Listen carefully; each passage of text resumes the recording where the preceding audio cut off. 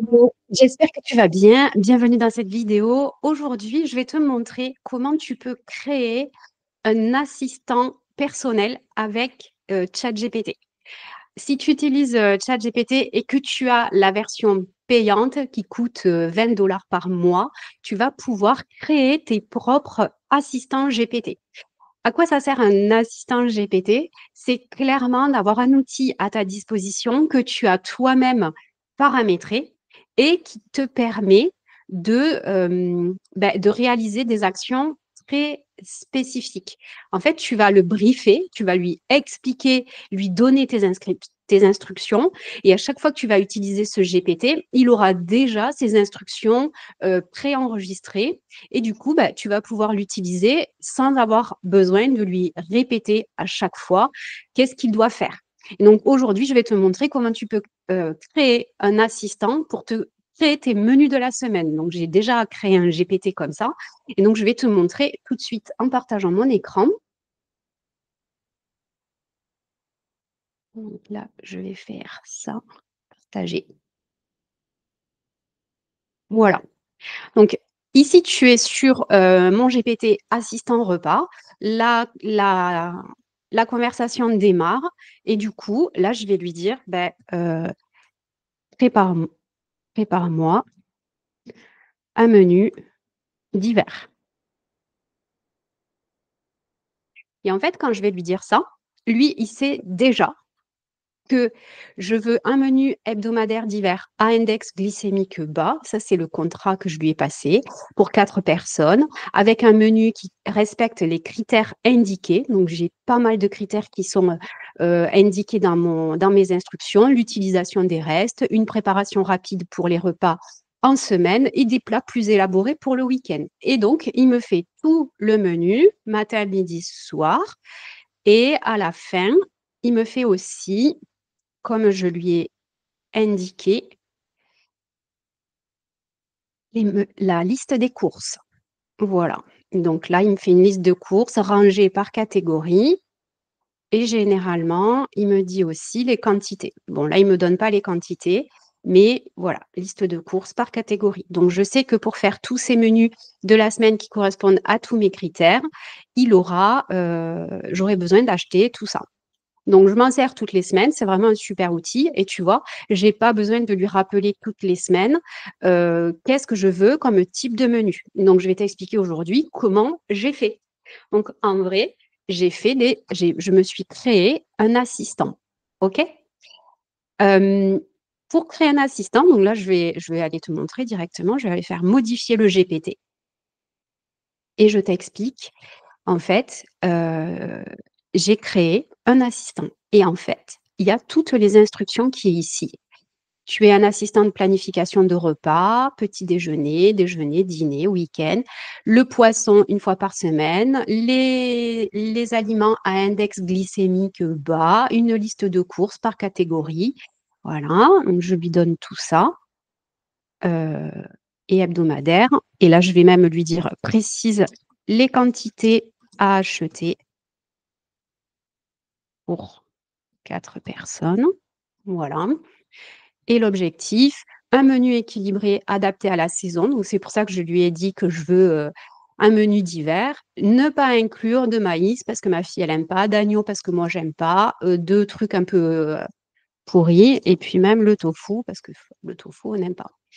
Et ensuite, donc, je ferme ça. Et ce que je lui ai donné aussi, c'est dans sa base de connaissances, un tableau des index glycémiques. C'est un fichier PDF que j'ai trouvé sur Internet pour lui donner des instructions sur les index glycémiques. Voilà. Une fois que j'ai fait ça, donc là, je le mets à jour parce que je viens de faire des modifs. Une fois que j'ai fait ça, il a toutes mes instructions nécessaires pour pouvoir me faire mes menus de la semaine. Et donc là, chaque fois, je vais lui dire, hop là, qu'est-ce que je veux manger? OK? Donc, toi, pour faire ça, qu'est-ce que tu vas faire? Donc, tu vas ici explorer les GPT. Donc là, tu vas vraiment dans l'accueil de ChatGPT. pour info, moi, j'en ai plusieurs des GPT. Donc, j'ai un assistant repas, ça, c'est vraiment à titre perso. Mais à titre pro, j'ai un business assistant. Donc, le business assistant, c'est un GPT qui me permet de prendre des décisions business.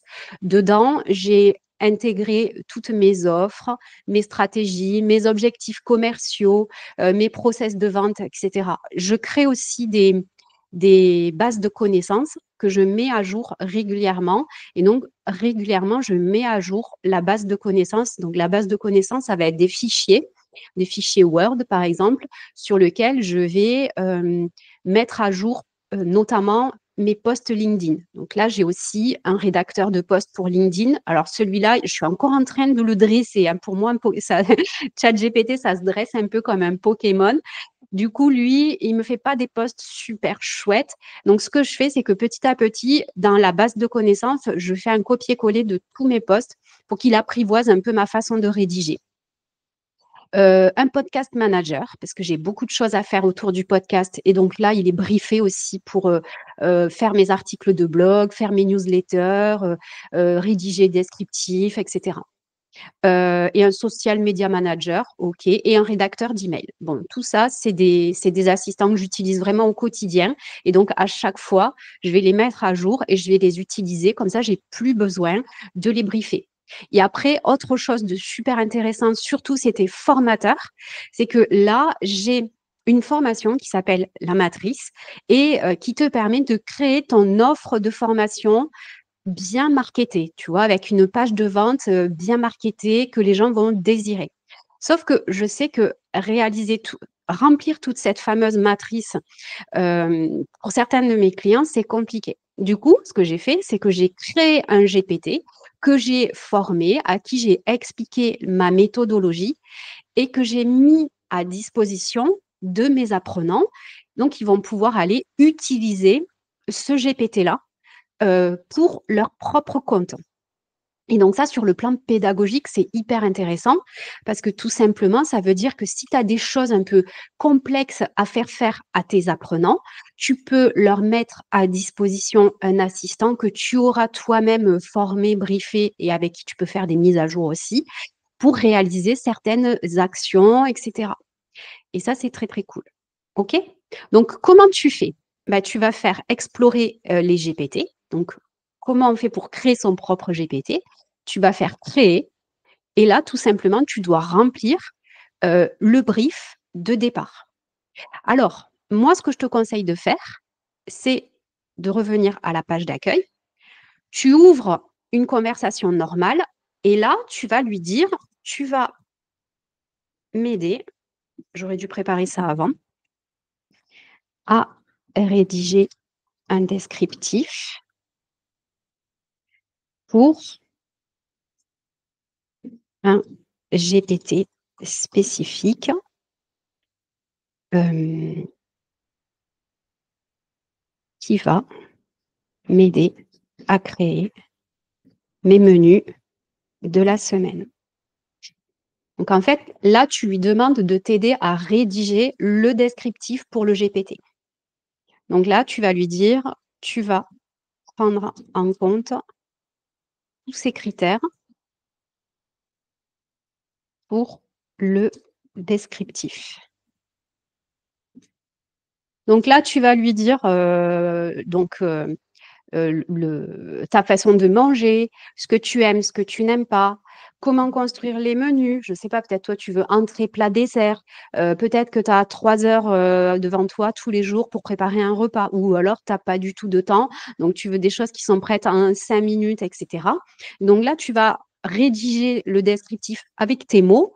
On s'en fout un peu, en fait. Juste essaye de rien oublier. Et puis, de toute façon, après, tu pourras mettre à jour le GPT comme je l'ai fait au début de la vidéo. Et en fait, il va te rédiger le descriptif que tu vas pouvoir mettre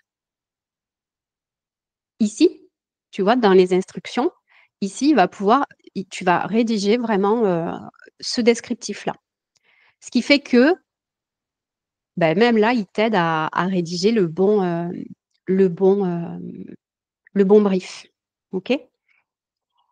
Et du coup, Ce que tu peux faire aussi, c'est, lui dire par exemple, que tu veux des fruits et des légumes, de saison, que tu aimes pas, l'agneau, que tu aimes pas le tofu, que, tu as un enfant, qui a 2 ans et que tu dois faire à qui tu dois faire des purées. Enfin, vraiment, je dis n'importe quoi, mais tu peux faire, lui demander de mettre vraiment tout.